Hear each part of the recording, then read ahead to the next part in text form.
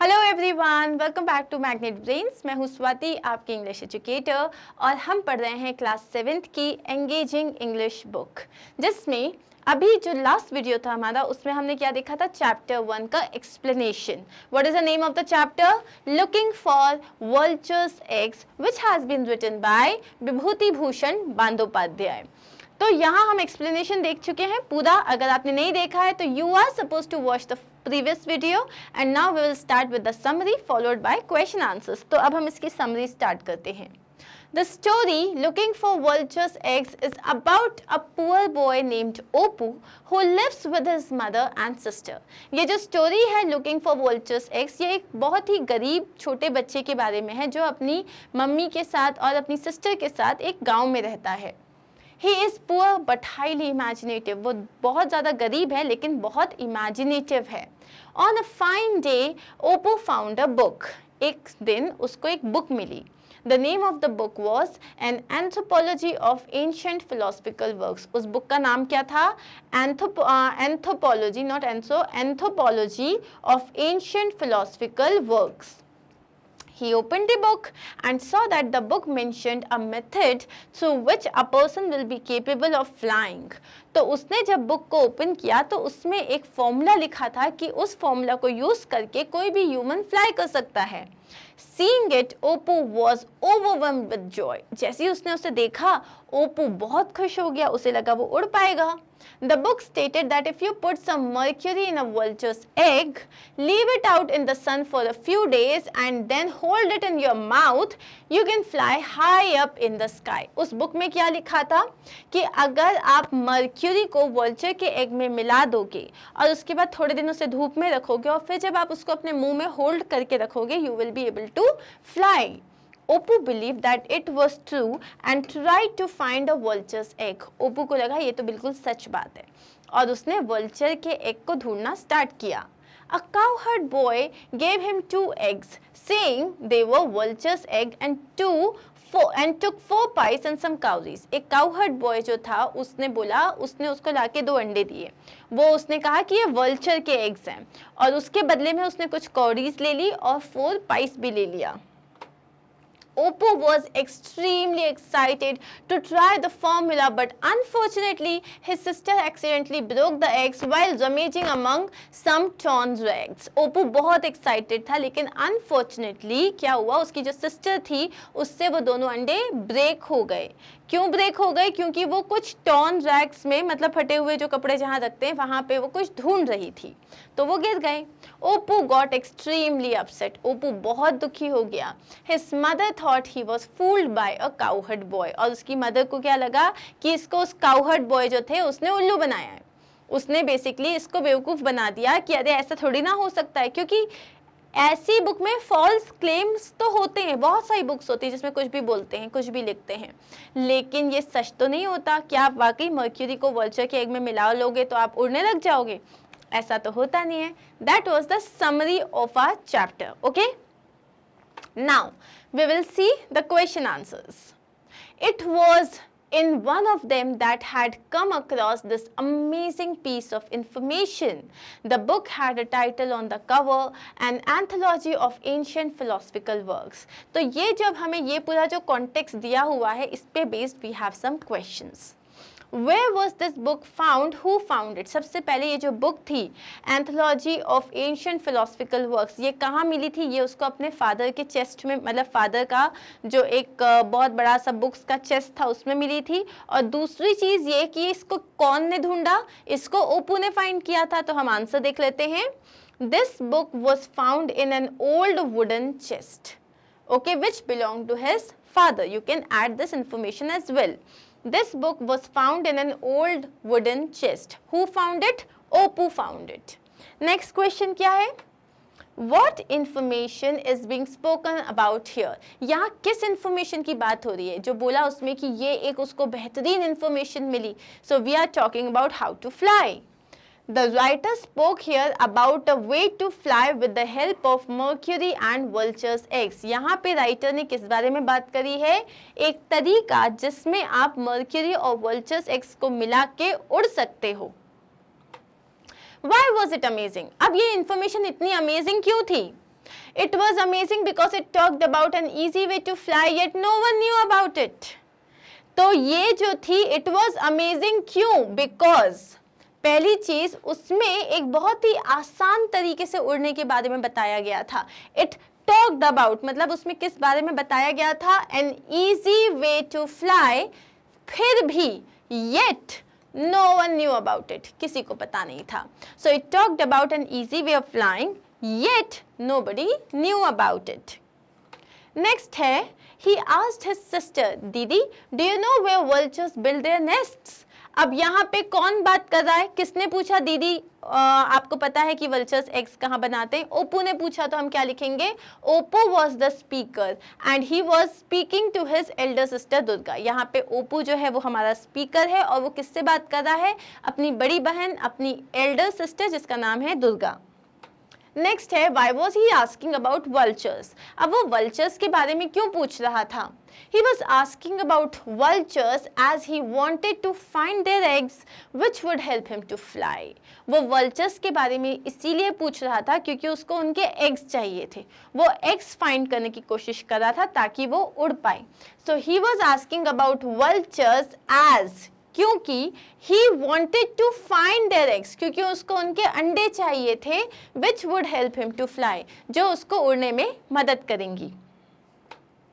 What did his sister say in reply? उसकी जो sister थी उसने reply में क्या कहा?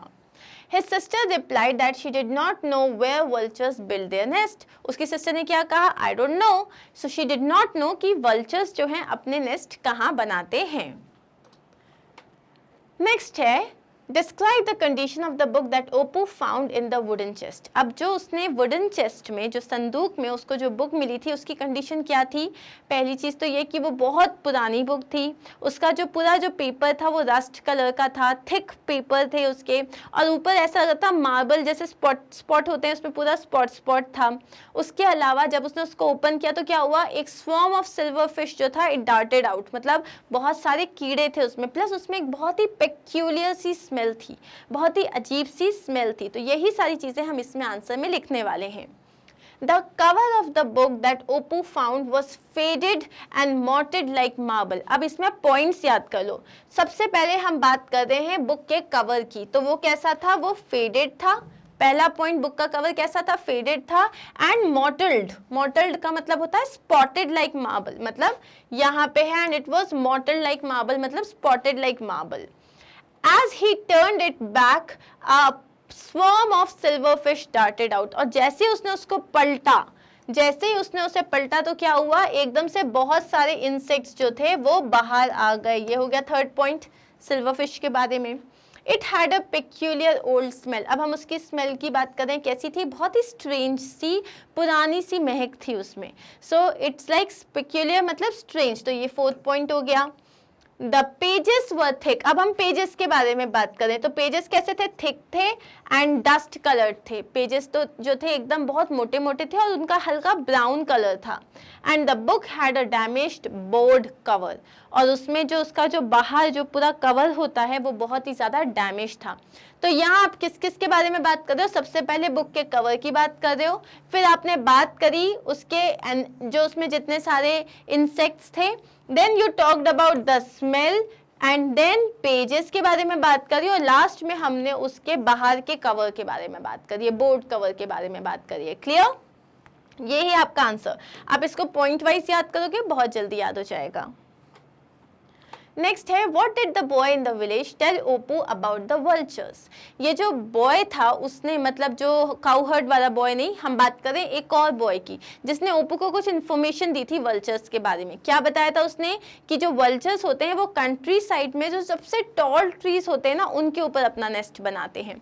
तो हम कैसे लिखेंगे? One of the boys of the village. तो पूरे गाँव के एक लड़के ने informed ओप्पू को क्या इन्फॉर्म किया? that the vultures built their nests at the top of big trees in the open country. Clear? चलिए आगे बढ़ते हैं. How much did the cow herd want for the eggs?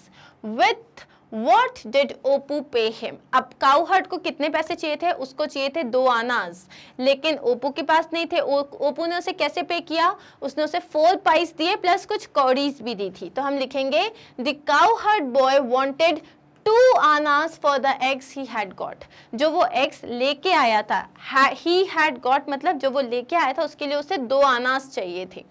ओपू settled the deal. Opu ने deal कैसे settle करी? By paying him 4 pice and some of his cowries. तो उसने उसे 4 पाइस दिए और कुछ अपनी कौरीज भी दी। What were the thoughts that ran through Opu's mind after he got the eggs? अब जैसे उसको eggs मिल गए तो उसके दिमाग में याद है बहुत सारे questions आए थे।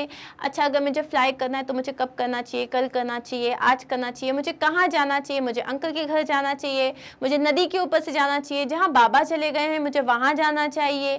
या फिर मैं अगर गिर गया तो all those questions were there। तो हम इस questions को वैसा का वैसा लिख देंगे। The thoughts that ran through Opu's mind after he got the eggs were। तो ये पूरा यहाँ से यहाँ तक तो आपने क्वेश्चन से ले लिया। अब आप क्या लिख रहे हो? Shall I really be able to fly? क्या मैं वाकई उड़ पाऊंगा?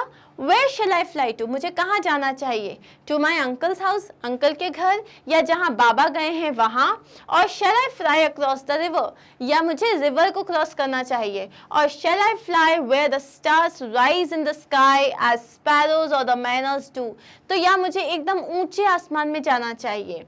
Shall I do it today or tomorrow? क्या मुझे आज जाना चाहिए या मुझे कल जाना चाहिए? So all these questions were running on his mind.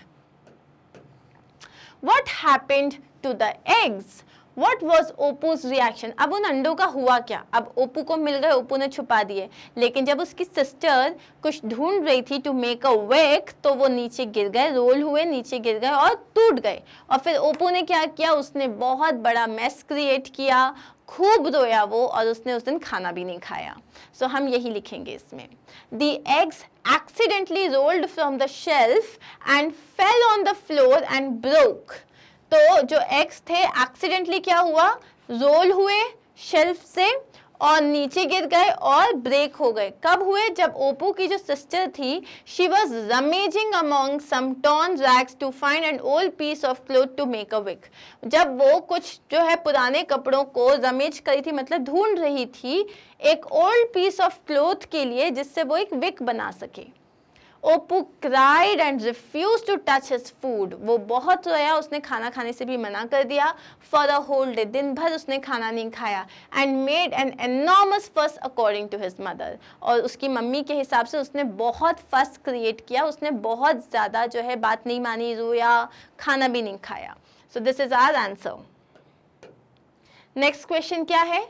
Why do you think Oppo did not tell anyone what he had found in the book? तुम्हें क्या लगता है ओप्पो ने किसी को क्यों नहीं बताया कि उसने क्या पढ़ा था?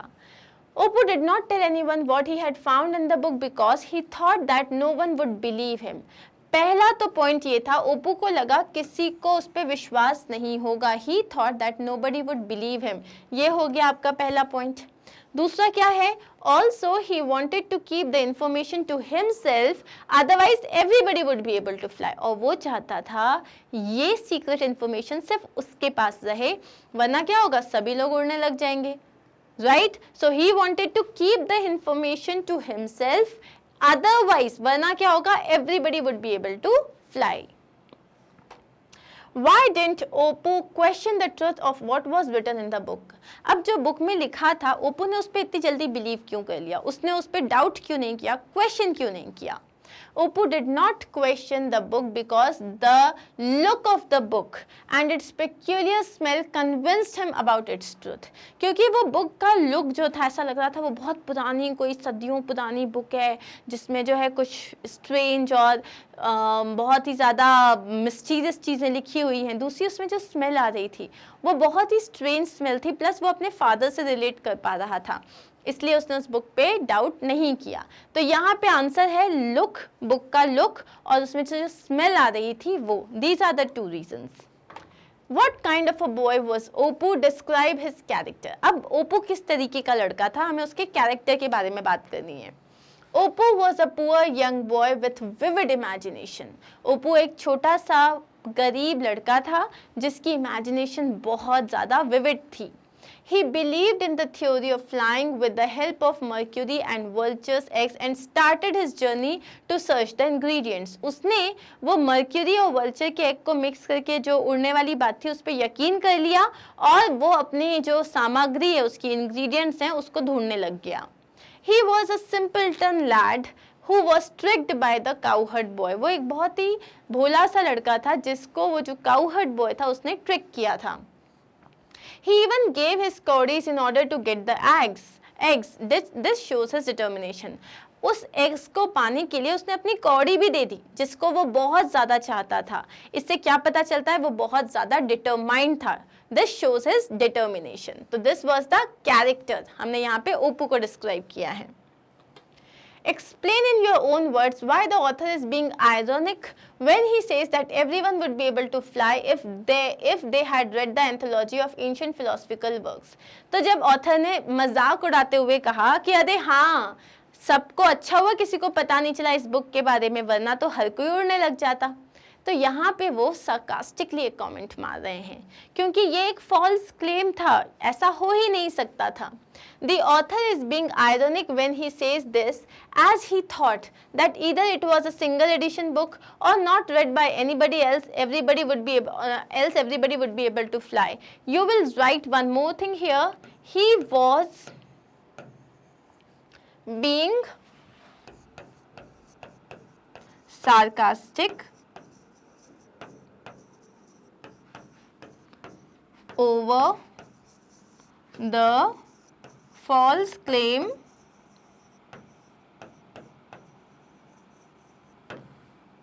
given in the book. Okay, you can add this one more line. आगे बढ़े.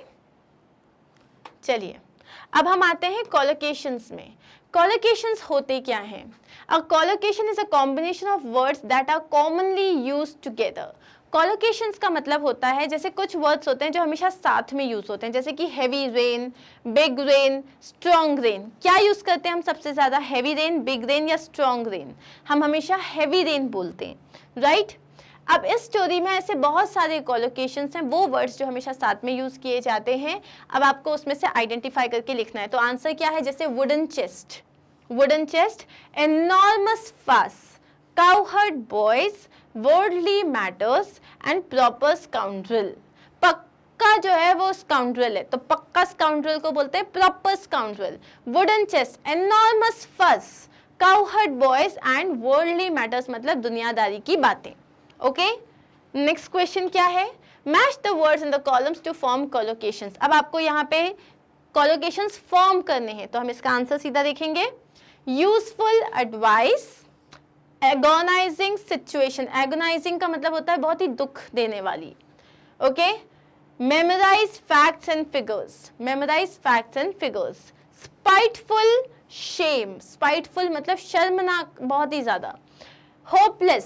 hopeless remarks and crying over a decision. Stop crying over a decision. Stop crying over spilt milk. तो इस तरीके से आप लिखते हो crying over and then you will continue with whatever you want to write. Now circle the odd word in these sets. Give reason for your choice. अब यहाँ पे give के बाद एक reason word है जो मिस हो गया है. अब यहाँ पे पहला देख लेते हैं. Worship, kinship, friendship and partnership.